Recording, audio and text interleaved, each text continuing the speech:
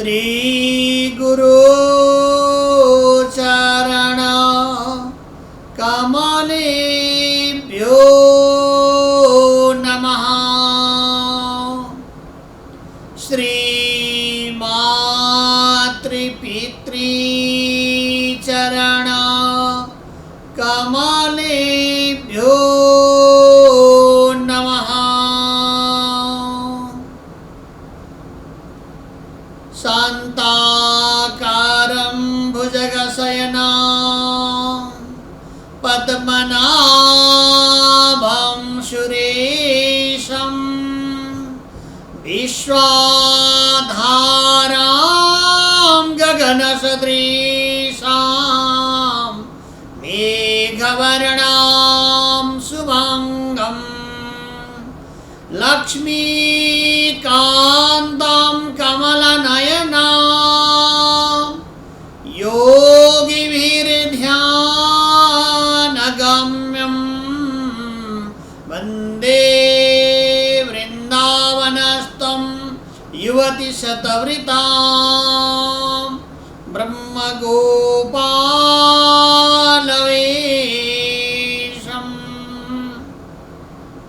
नारायण नमस्कृत्य नरं चैव नरोत्तमं देवीं सरस्वतीं व्यासं ततो जयमुदीरयेत्।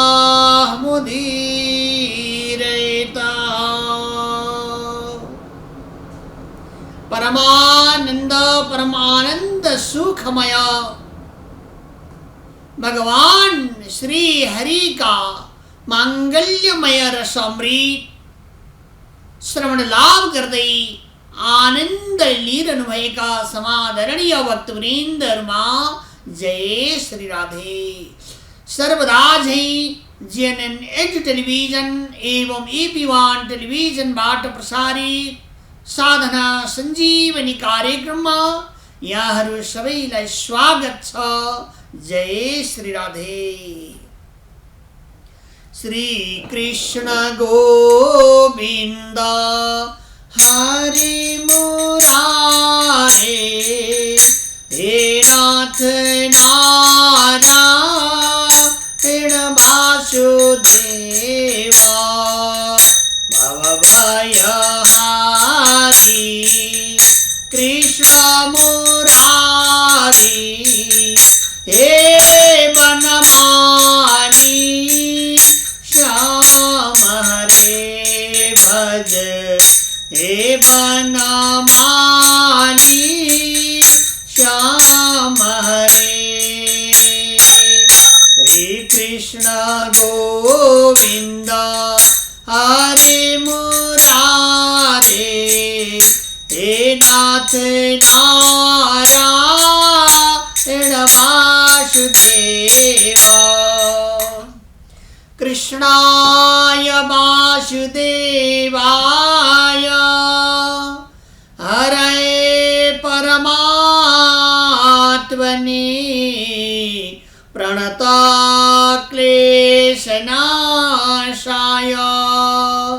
गोविंदाय नमो नमः। सुखदेव स्वामी को बारंबार राजर्षि परीक्षित द्वारा वंदन गर्नुभयो। व्यासाय विष्णुरूपाय व्यासरूपाय विष्णवे नमो वै ब्रह्महृदये वासिष्ठाय नमो नमः। नमः कमलनाभाय नमः कमलमालिने नमो कमलपादाय नमस्ते कमलेक्षणः।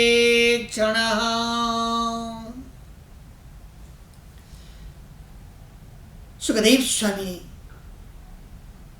राजर्षि परीक्षितलाई कृपा गर्दै आज्ञा भयो, हे राजन, भगवानद्वारा 100 फण भएका कालिया नागलाई क्षमा दिनुभयो, किनकि नागपत्नीहरूद्वारा भगवानलाई अर्हण भेट गरे र नागपत्नीहरूले भगवानको स्तुति गरेका छन्। बारम्बार भगवान यो जगतमा सम्पूर्ण प्राणी मात्र हजुरका अधीनमा छ। कोही पनि प्राणी यदि मर्दछ भने त्यो हजुरलाई कुनै पनि प्रकारको दोष बुद्धि छैन, किनकि हजुर त सबैलाई जन्म पनि दिने हो, सबैलाई लय पनि गर्ने हो। त्यसैले काल पनि हजुरै हुनुहुन्छ, ब्रह्माजी पनि हजुरै हुनुहुन्छ, पालन गर्नेवाला पनि हजुर हुनुहुन्छ। त्यसैले आफ्नै सन्तानलाई भगवान हजुरले वध गरिबक्सेर कसरी हामीलाई दुःख दिन सकिबक्सेला त? फेरि त्यो मात्र होइन, संसारिक दृष्टिले हामी विधवा हुन्छ। विधवा नारीहरूको कुनै ठाउँमा पनि भगवान अस्तित्व छैन। त्यसैले हाम्रा स्वामीलाई नमारी बक्सियोस् र उनले गरेका सम्पूर्ण दोष बुद्धिहरू जुन छन् त्यसमा हामी सहस्र हजुरका पाउमा परेर क्षमा याचना गर्दछौँ, किनकि शरणमा परेर जसले क्षमा याचना गर्दछन् भने ठुला ठुला दोष पाप गरेका जनहरूलाई पनि हजुर क्षमा गर्नेवाला हुनुहुन्छ। त्यसैले हजुरलाई सर्वदा प्रकारद्वारा क्षमाशील भनेर, ब्रह्मवेद आनन्दमय स्वरूप भनेर जनले यजन गर्दछ। दुःखका सम्पूर्ण वृत्तिहरू बिस्तारै बिस्तारै आफै के हुन्छन् भन्दा समाप्त हुँदै जान्छ। यसैले भगवान नारायण हजुर हुनुहुन्छ, सबै प्राणी मात्रका वासुदेव हजुर हुने हुनाले यो पञ्चमहाभूत भगवान सर्वदा मरिरहेकै छ नि। कोही अहङ्कारले मरिरहेका छन्, कोही मर्दैनौँ भनेर पनि मरिरहेका छन्, तर त्यही जीव मरिरहेको जसले भगवान हजुरको स्वरूपलाई भुल्यो। क्षमा दिनको लागि त हाम्रा स्वामीलाई कुनै पनि प्रकारको हजुरले आवश्यक छैन, किनकि कुकृत्य कार्यहरू गरेको छ। हजुरका दिव्य भक्तहरूका लागि ठुलो असर पर्न गएको छ, तर के गर्ने भगवान त्यो विष पनि हजुरले दिनु भएन र? विष भएकाले विषै त दिन्छन्, जसको हृदयमा अमृतको तत्त्व छ त्यसले अमृतै दिन्छ भगवान। त्यसैले अमृतको स्वभाव अथवा ज्ञान प्राकस्यमय स्वरूप जे हुन्छ त्यो माङ्गल्यमय बनोस् भन्ने कुरा सर्वदा प्रकारद्वारा आलोकित छ। सुशोभित भएको माङ्गल्यमय स्वभाव हो भन्ने विषय जी मात्रले बोधन गर्नका लागि परम आवश्यक छ। दुःख धर्मो विमानश्च क्रोध पारुष्यमेव च अज्ञानं च विजातस्य योग सम्पद्यासुरीम, अथवा सम्पूर्ण आसुरी सम्पत्तिहरू जति जे देखिन्छन् भगवान यी केवल हजुरद्वारा हजुरै भइन्जेल मात्र प्रकाशित हुन्छ। त्यसो हुनाले अहङ्कारका कारणले जी मात्रले आफूसँग भएको ब्रह्म चैतन्य रूप परमात्मालाई भुलिदिन्छ। भगवान वासुदेव सर्वम परमात्मा हजुरलाई भुलिदिन्छ। फेरि अनेक प्रकारका दुःख दलनहरू केही पनि बाँकी रहँदैन। सबै प्रकारका विषयहरू अनगिन्ती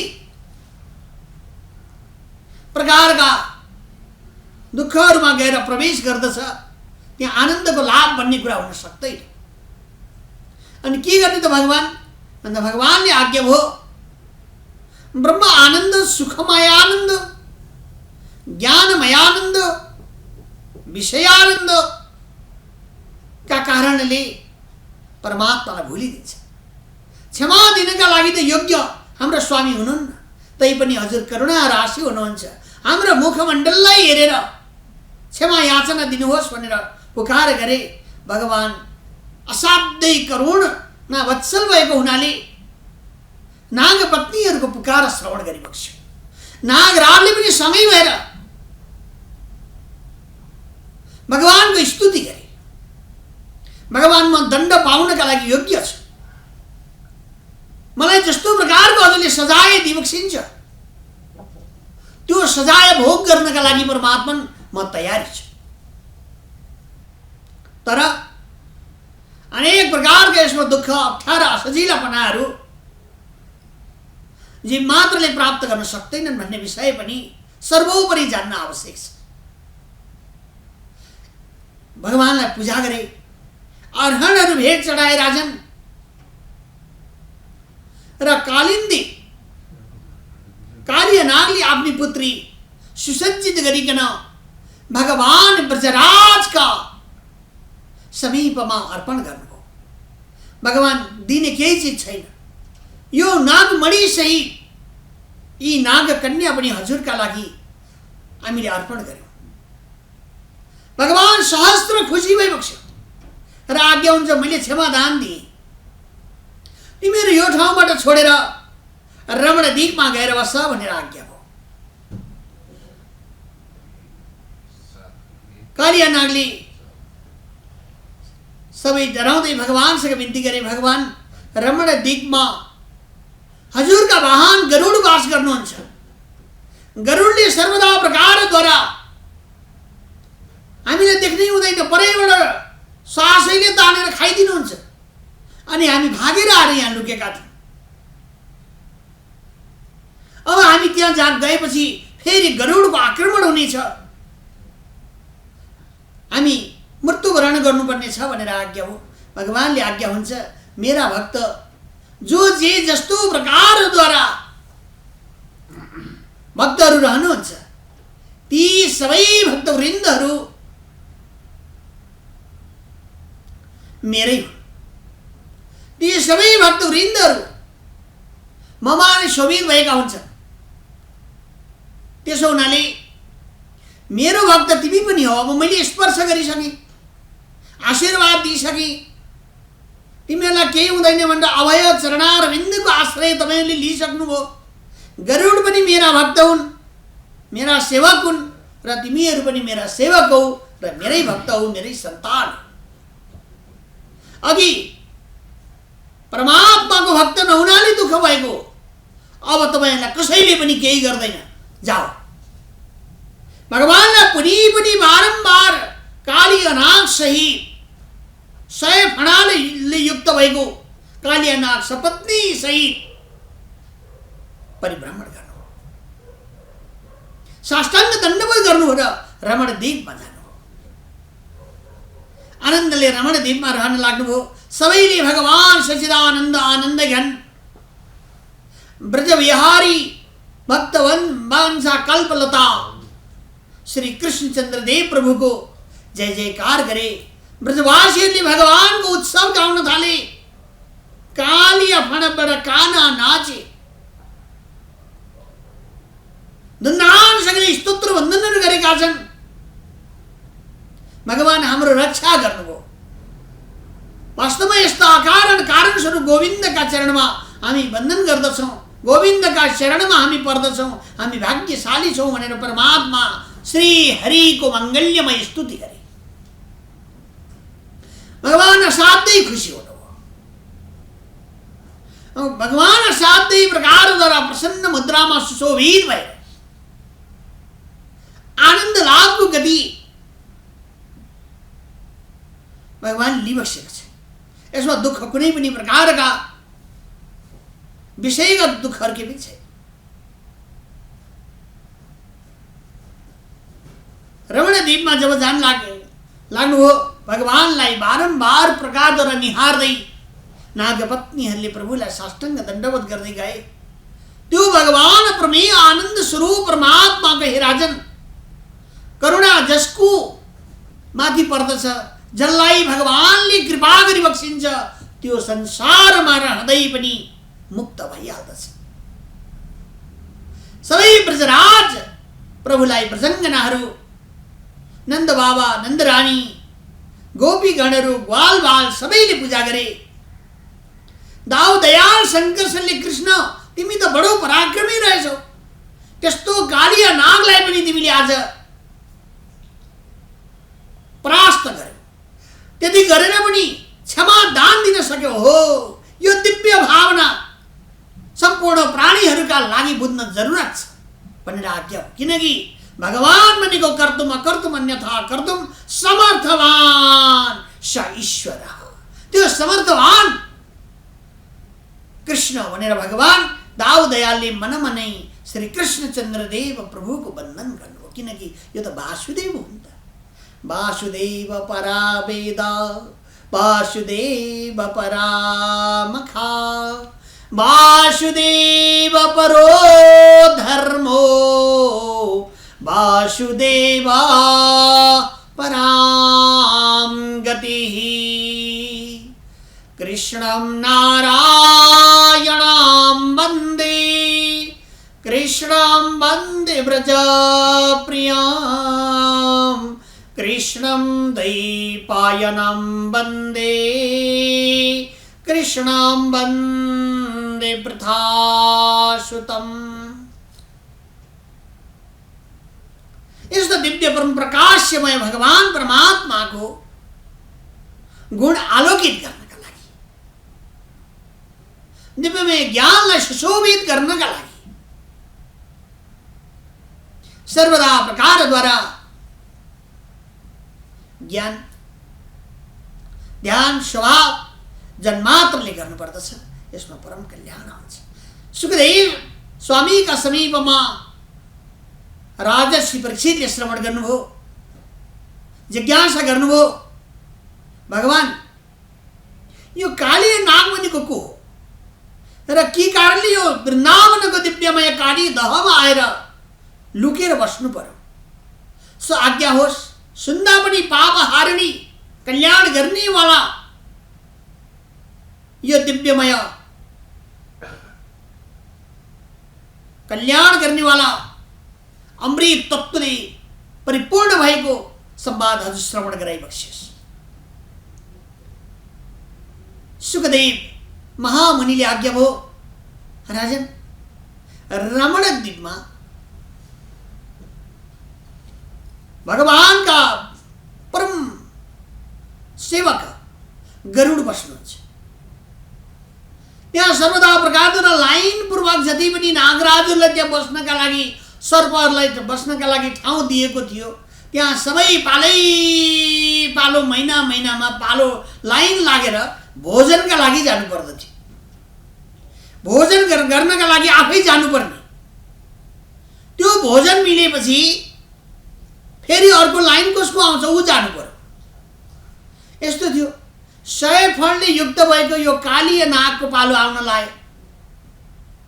उसलाई असाध्यै प्रकारको अब मरिने भयो भन्ने भावले शक्ति असाध्यै भएको, त्यसो हुनाले उसले आफ्ना पत्नीहरू सहित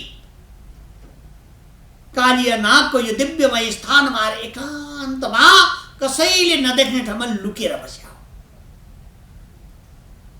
भागेर आएर लुक्या हुनाले आज भगवान परमात्माद्वारा अनुग्रह गर्नका लागि यो लीला गरिबक्स्यो। र गरुडले बारम्बार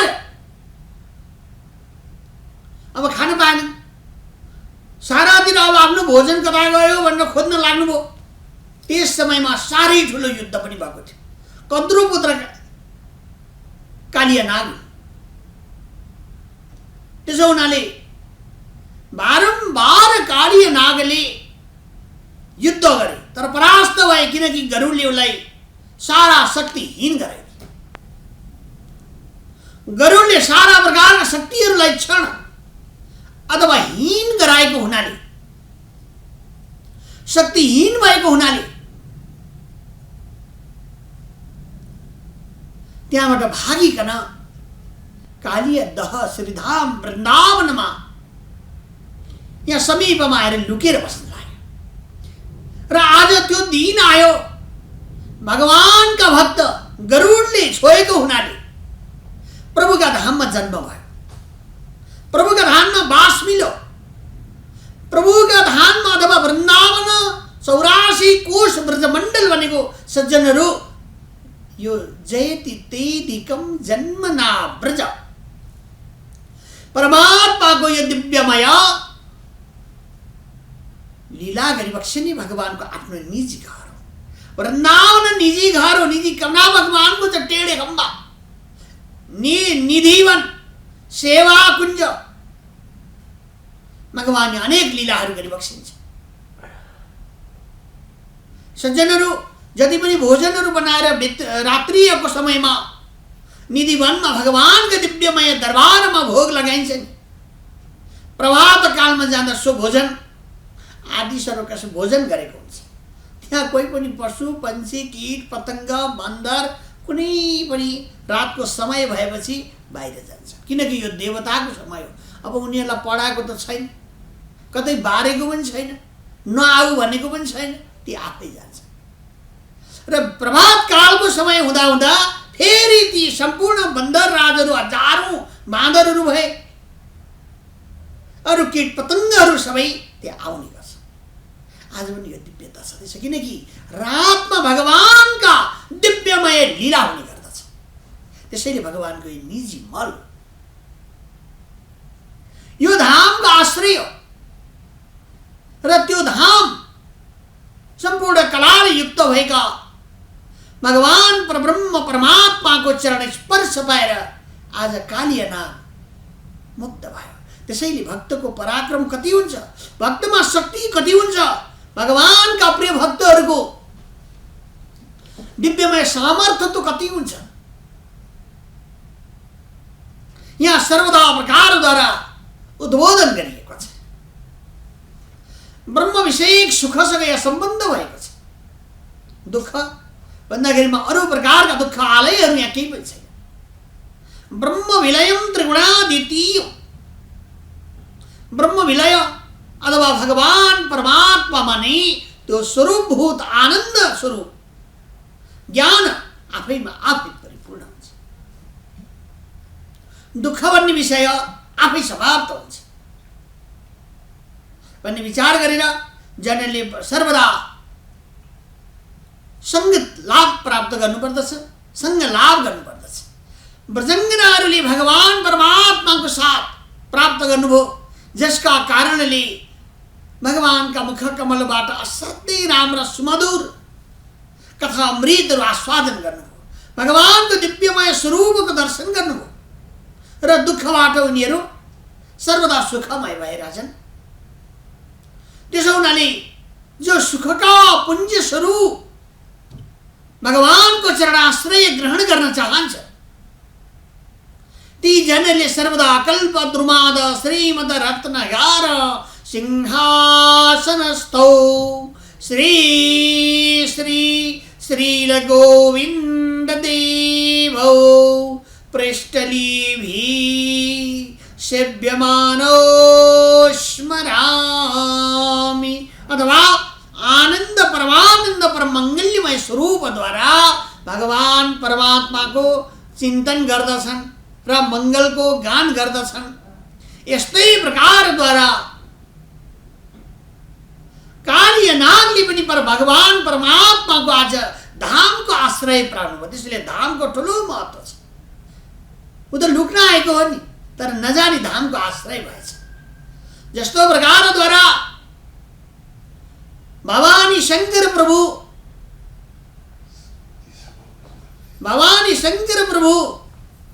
परिभ्रमण गर्नका लागि पृथ्वी तलमा पाल्नु भएको छ। एउटा ज्योतिर्लिङ्गका समीपमा भक्त लडिरहेको रहेछ।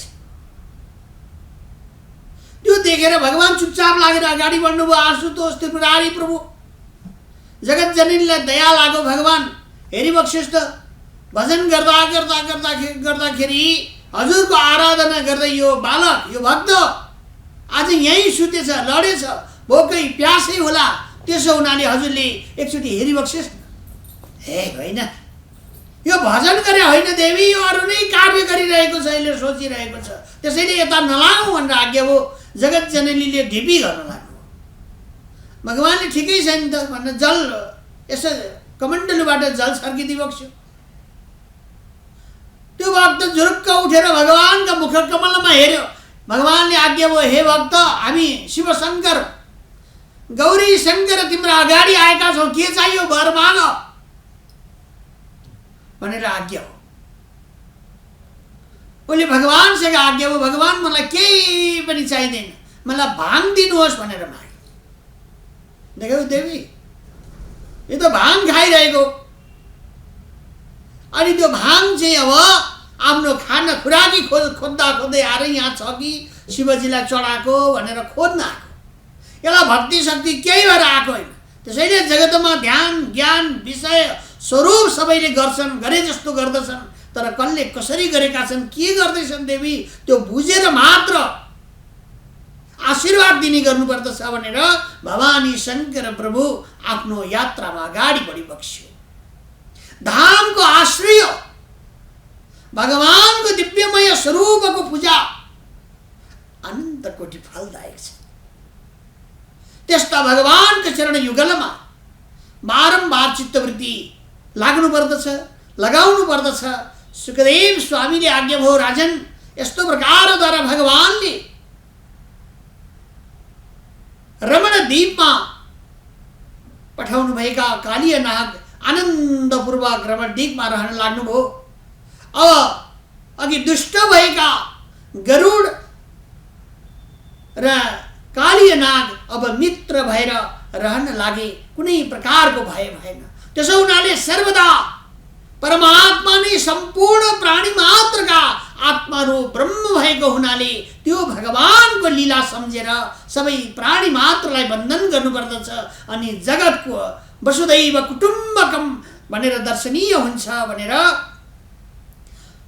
सुखदेव महामुनिले आशीर्वचन प्रदान गर्नुभयो। दिव्यमय कथामृत श्रवण गराउनुभयो भन्ने प्रसङ्ग सहित आजको माङ्गल्यमय रससुधा यहाँ परिपूर्ण हुन्छ। हरि ओम तत्सत्। जय श्री राधे। श्री कृष्ण गोविंद हरे मुरारी, हे नाथ नारायण वासुदेवा, भव भयहारी कृष्ण मुरारी, हे बनमाली श्याम हरे। पुराण पुरुषोत्तम भगवान